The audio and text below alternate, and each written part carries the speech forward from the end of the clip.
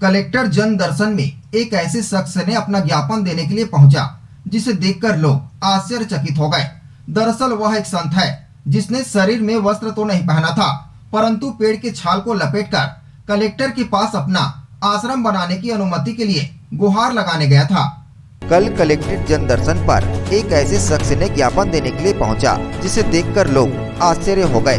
दरअसल वह एक संत थे जिसके शरीर में वस्त्र तो नहीं था, परंतु पेड़ छाल को लपेटकर वह हमेशा रहते हैं। दरअसल वह हिंदू धर्म के आलेख महिमा धाम के संत हैं। संत का कहना है कि उनका एक आश्रम की जमीन धनागढ़ डिपा रायगढ़ में था। वहां पर अपनी एक छोटी सी आश्रम का निर्माण कराना चाहता था।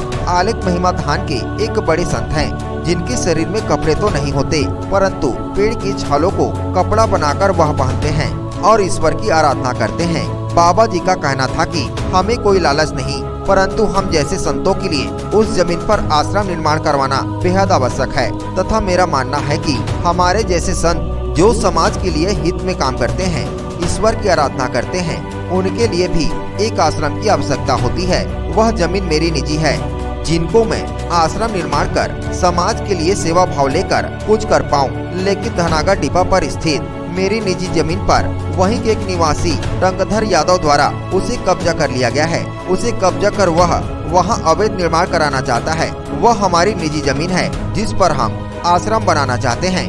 हमने कोतवाली पर शिकायत की थी, कोतवाली ने उसे हटा दिया था, परंतु आज फिर वहां कब्जा करने लगा है, जिसके लिए हम बहुत परेशान हैं और कलेक्टर के पास आकर अपनी समस्या का समाधान के लिए निवेदन कर रहे हैं। इस विषय में आला अधिकारियों का कहना है कि संत बेहद बुजुर्ग है और उनकी समस्या का समाधान जल्द ही कर दिया जाएगा। इसके लिए संबंधित अधिकारियों को निर्देश दे दिया गया है।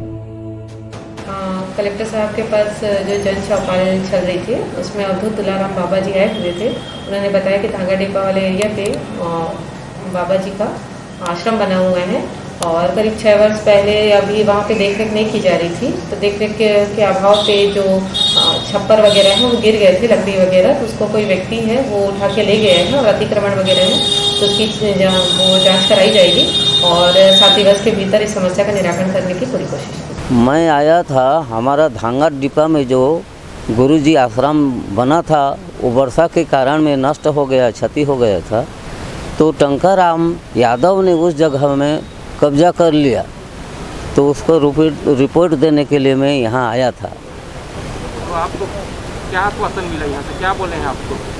अब आपका काम पूरा हो जाएगा, आपका काम पूरा हो जाएगा, अब चिंता मत करो, ऐसे बोले। रायगढ़ से सुरजीत कौर की रिपोर्ट, ACN 24।